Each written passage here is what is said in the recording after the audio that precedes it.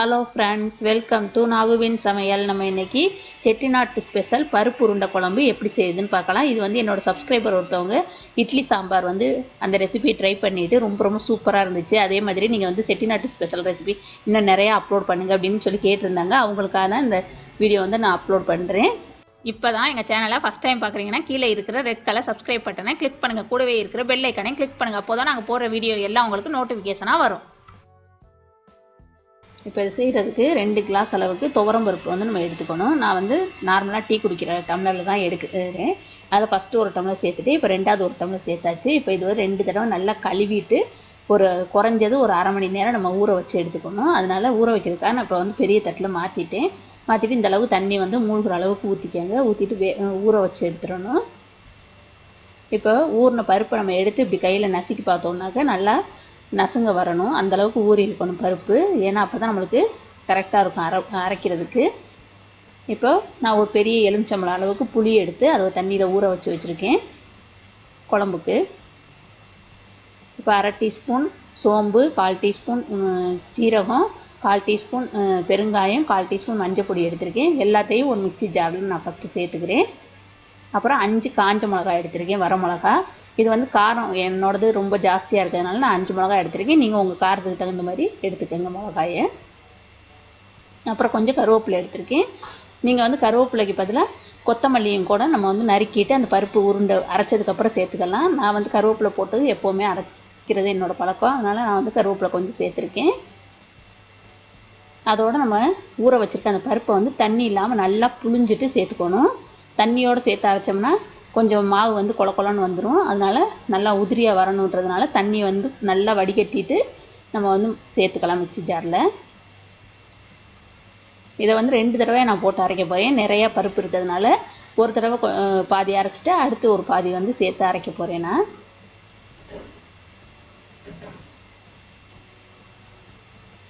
இப்போ பாதி பருப்பை சேர்த்தாச்சு மிக்சி ஜாரில். இப்போ பாதி பருப்பு இருக்குது. இது அடுத்ததுக்கு அரைச்சிக்கலாம். இப்போ ஒரு இது வந்து அரைச்சி எடுத்துகிட்டு வந்தாச்சு பாருங்கள். இந்த மாதிரி கொஞ்சம் நொரன்னு அரைச்சி எடுத்துக்கணும். ஃபுல்லாக நைஸாக அரைச்சிடாதீங்க. இந்த மாதிரி கொஞ்சம் கரன்னு இருந்தால் தான் நம்மளுக்கு வந்து உருண்டை வந்து நல்லாயிருக்கும். இல்லைன்னா களி மாதிரி வந்துடும். இப்போ 2வது பருப்பு அரைச்சி எடுத்துகிட்டு வந்துட்டேன். இப்போ 2 பருப்பையும் சேர்த்து வச்சாச்சு. இப்போது இந்த மாதிரி ஒரு சின்ன பாத்திரம் ஒன்று எடுத்துகிட்டு அதில் வந்து நம்ம அரைச்ச பருப்பை வந்து லேசாக அதில் எடுத்து வச்சுக்கோங்க. ஒரு டேபிள் ஸ்பூன் கிட்ட. ஏன்னாக்கா நம்ம தேங்காயெல்லாம் அதில் வந்து சேர்க்க போகிறதில்ல இந்த குழம்புல. இந்த பருப்பை தான் லாஸ்ட்டில் கரைச்சி ஊற்றணும். அதுக்காக தான் அந்த பருப்பு எடுத்து வச்சுருக்கேன். இதில் இப்போ கொஞ்சமாக 1 ஸ்பூனு 2 ஸ்பூனுக்கு தான் தண்ணி ஊற்றிட்டு அந்த மிக்சி ஜார்லேயே நான் வந்து நான் தண்ணியை தான் அதில் சேர்க்குறேன். சேர்த்து நம்ம வந்து அதை கலக்கி வச்சுட்டோன்னா குழம்பு இறக்க போயில ஊற்றினோன்னா குழம்பு வந்து கொஞ்சம் கெட்டியாக வரும். அதுக்காக இப்போ பாருங்கள் கலக்கியாச்சு. இப்போ இதுக்கு நான் ஒரு பெரிய வெங்காயம் ஒரு வெங்காயத்தை எடுத்து நல்லா நைஸாக நறுக்கி வச்சுருக்கேன். நீங்கள் சின்ன வெங்காயம் இருந்ததுன்னா ஒரு 10-12 நறுக்கிக்கிட்டிங்கன்னா நல்லா டேஸ்ட்டாக இருக்கும். நல்லா நைஸாக நறுக்கிட்டு அதை வந்து இந்த மாதிரி கையில் பிசைஞ்சு விட்டுட்டு அதோடு சேர்த்துக்கோங்க. இந்த நேரத்தில் நீங்கள் வந்து கொத்தமல்லி சேர்க்குறதா இருந்தாக்க நறுக்கிட்டு சின்ன நறுக்கிட்டு இந்த நேரத்தில் சேர்த்துக்கலாம். என்கிட்ட வந்து இப்போ கொத்தமல்லி இல்லாததுனால தான் நான் சேர்க்கலை. இப்போ அதை நல்லா மிக்ஸ் பண்ணிக்கணும். எல்லாத்தையும் சேர்த்து மிக்ஸ் பண்ணிவிட்டு இப்போ நான் வந்து அரைக்கையிலே உப்பு போட்டு அரைக்கையில் மறந்துட்டேன். அதனால் இப்போ கொஞ்சம் அதுக்கு தேவையான அளவு உப்பு சேர்த்துக்கிறேன்னா, நீங்கள் வந்து ஃபஸ்ட்டே அந்த மஞ்சள் பொடி, ஜீரகம், சோம்பெல்லாம் சேர்த்தோம்ல அந்த நேரத்துலேயே உப்பை வந்து சேர்த்துருங்க. நான் வந்து மறந்ததுனால தான் இப்போ சேர்த்துருக்கேன். உப்பையும் போட்டுட்டு நல்லா கலக்கிக்கலாம். நல்லா மிக்ஸ் பண்ணிக்கணும். பாருங்கள் நல்லா பிசைஞ்சு எடுத்தாச்சு. இந்த மாதிரி தான் இருக்கணும், தண்ணியாக இருக்கக்கூடாது பருப்பு. இப்போ நான் கொஞ்சம் கையில் தடவுறதுக்காக லேசாக தண்ணி எடுத்திருக்கேன். நல்லா கையில் தடவிக்கிட்டு தண்ணியை வந்து ஊற்றிடாதீங்க. இந்த மாதிரி கையில் தொட்டுக்கிட்டு உருட்டினோம்னாக்க கையில் வந்து ஒட்டாமல் வரும். அப்படி இல்லைன்னா கொஞ்சம் எண்ணெய் கூட தடவிக்கலாம் கையில்.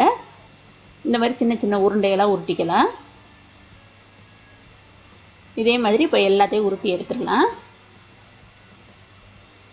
எனக்கு வந்து இது மொத்தம் 26 உருண்டைகள் வந்துச்சு. இந்த மாதிரி உருட்டுனது கொஞ்சம் மீடியமாக தான் நான் வந்து உருட்டினேன். இப்போ இட்லி அவிப்போம்ல அந்த இட்லி தட்டு தான் நான் வந்து எடுத்திருக்கேன். அதில் லேசாக எண்ணெய் கொஞ்சம் தடவிக்கலாம். எதுக்காக எண்ணெய் தடவுறதுனாக்க அப்போ தான் அதில் ஒட்டாமல் வரும். இதுக்கு வந்து இட்லி துணியெல்லாம் போட்டு நம்ம வேக வைக்கக்கூடாது. அதுக்காக தான் எண்ணெய் தடவிட்டோம்னா அதில் ஒட்டாமல் வரும். இப்போ எல்லாத்துலேயும் எண்ணெய் தடவியாச்சு. இந்த உருண்டையெல்லாம் அதில் அழகாக அடுக்கி வச்சிடலாம். இப்போ எல்லா உருண்டையுமே நான் வந்து அடுக்கிட்டேன். இப்படி வச்சோம்னாலே வெந்துடும் நம்மளுக்கு நல்லா. இப்போ இதை வந்து நம்ம எப்படி இட்லி அவிப்போமோ அதே மாதிரி இட்லி பாத்திரத்தில் வந்து அடியில் கொஞ்சம் தண்ணி ஊற்றிட்டு இதை வந்து அப்படியே வச்சுட்டு மூடி போட்டு மூடி வச்சிட்டோம்னா ஒரு 10 நிமிஷத்துலேயே கரெக்டாக வெந்துடும் இது. இப்போ 10 நிமிஷம் ஆயிடுச்சு. நம்ம வெந்துருச்சான்னு சொல்லிட்டு பார்க்கலாம். வெந்துருச்சாங்கிறதுக்கு இந்த மாதிரி ஒரு உருண்டை எடுத்து நம்ம வந்து நசுக்கி பார்த்தோம்னாக்க அது உள்ளர வந்து மாவு இல்லாமல் இருக்கும். நல்லா சாஃப்டாக இருந்துச்சுனாக்க வெந்துருச்சுன்னு அர்த்தம். இப்போ பாருங்கள், இது நல்லா வெந்துருச்சு. சூப்பராக சாஃப்டாக இருக்குது பாருங்கள். நீங்கள் வந்து இதே இது தண்ணி ஊற்றிட்டிங்கன்னா நம்மளுக்கு வந்து களி மாதிரி வந்துடும். இந்த மாதிரி சாஃப்டாக வராது. இப்போ குழம்புக்கு தேவையான அளவு ஒரு பெரிய வெங்காயமாக ஒரு வெங்காயம் எடுத்து நறுக்கி வச்சுருக்கேன். அதே மாதிரி சின்ன தக்காளியாக ஒரு தக்காளி எடுத்து நறுக்கி வச்சுருக்கேன். அப்புறம் கொஞ்சம் கொத்தமல்லி நறுக்கி வச்சுருக்கேன்.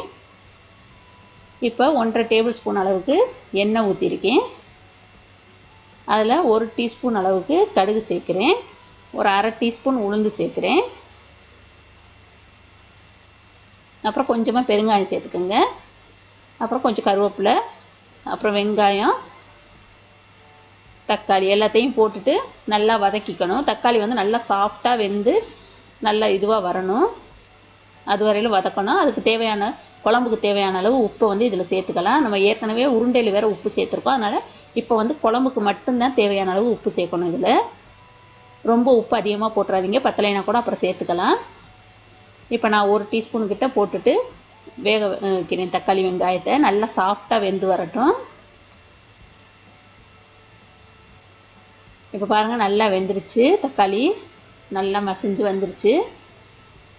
இந்த நேரத்தில் நான் வந்து அரை டீஸ்பூன் அளவுக்கு மஞ்சள் பொடி சேர்க்குறேன். 1½ டீஸ்பூன் அளவுக்கு குழம்பு பொடி சேர்க்குறேன். இந்த குழம்பு பொடியோட ரெசிபி ஏற்கனவே நம்ம சேனலில் வந்து நான் வந்து அப்லோட் பண்ணியிருக்கேன். தெரியாதவங்க அதோட லிங்க்கு நான் டிஸ்கிரிப்ஷன் பாக்ஸில் கொடுக்குறேன். அதை பார்த்துட்டு அதே மாதிரி ட்ரை பண்ணுங்கள். நம்ம வெளியில் வாங்குறத விட நம்ம வீட்டில் செய்கிற குழம்பு பொடி ரொம்ப ரொம்ப டேஸ்ட்டாக இருக்கும். உடம்புக்கும் ரொம்ப நல்லது. இது குழம்பு பொடி ரொம்ப ரொம்ப நல்ல மணமாக இருக்கும். சிக்கன் குழம்பு, மட்டன் குழம்புக்கெல்லாம் ரொம்ப சூப்பராக இருக்கும். இப்போ நம்ம எடுத்து வச்சுருந்த அந்த புளியை வந்து நல்லா கரைச்சிட்டு இந்த மாதிரி கையில் வந்து வடிகட்டிட்டு நான் வந்து சேர்த்துட்டேன். நம்மளுக்கு எந்த அளவுக்கு தண்ணி வேணுமோ அந்த அளவுக்கு சேர்த்துக்கங்க. குழம்பு எந்த அளவுக்கு வேணுமோ அந்தளவுக்கு, ரொம்பவும் தண்ணியாக்கிறாதுங்க அதுக்காக. இப்போ பாருங்கள், இந்த அளவுக்கு நான் அந்த புளியை வந்து 2 தடவை கரைச்சிட்டு ஊற்றிட்டேன். ஊற்றின உடனே இந்த அளவுக்கு வந்துருக்கு குழம்பு. இந்த தண்ணியே போதுமானது. இப்போ குடிச்சு பாருங்கள், உப்பு உரப்பு போதுமானு. பத்தலைன்னா இந்த நேரத்தில் நம்ம உப்பு உரப்பு சேர்த்துக்கலாம்.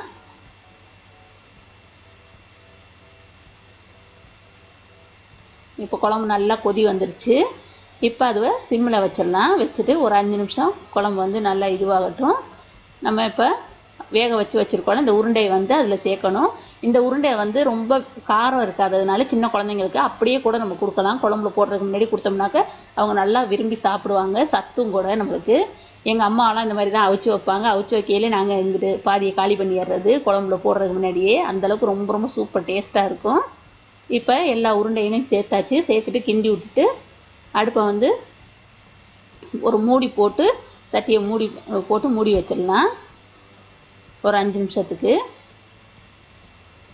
இப்போ நல்லா கொதி வந்துருச்சு பாருங்கள். உருண்டை போட்டதுக்கப்புறம் இப்போ நம்ம கரைச்சி வச்சுருக்கோம்ல அந்த பருப்பை வந்து அதோட சேர்க்கணும். இதில் வந்து தேங்காயெல்லாம் நம்ம சேர்க்காததுனால இந்த பருப்பை சேர்த்தோம்னாலே நல்ல மணமும் நல்ல இதுவாகவும் இருக்கும், டேஸ்ட்டாகவும். இப்போ அடுப்பை இன்னும் கொஞ்சம் நேரம் சிம்மில் வச்சிடலாம். ஒரு 5 நிமிஷம் மூடி போட்டுட்டு சிம்மில் வச்சுருங்க. வச்சாச்சுன்னா நல்லா வந்துடும். நம்மளுக்கு அந்த உருண்டை வந்து குழம்போடு சேர்ந்து நல்லா டேஸ்ட்டாக இருக்கும். இப்போ பாருங்கள், உருண்டை குழம்போடு சேர்ந்துருச்சு. நல்லா அந்த உருண்டையில் வந்து குழம்பு வந்து சார்ந்துருச்சு. இப்போ நம்ம அடுப்பை ஆஃப் பண்ணிவிட்டு அந்த நறுக்கி வச்சுருக்கோம்ல அந்த மல்லி இலையை சேர்த்துக்கலாம். இப்போ சூப்பரான செட்டிநாட்டு ஸ்பெஷல் பருப்பு உருண்டை குழம்பு ரெடி ஆயிடுச்சு. இதை கண்டிப்பாக எல்லோரும் ஒரு தடவை ட்ரை பண்ணி பாருங்கள். ரொம்ப ரொம்ப சூப்பர் டேஸ்ட்டாக இருக்கும். இதே மாதிரி நீங்கள் செஞ்சு பாருங்கள். உங்களுக்கு இந்த வீடியோ பிடிச்சிச்சின்னா லைக் பண்ணுங்கள், ஷேர் பண்ணுங்கள், சப்ஸ்கிரைப் பண்ணுங்கள். கூடவே இருக்கிற பெல் ஐக்கானை கிளிக் பண்ணுங்கள். தேங்க்யூ.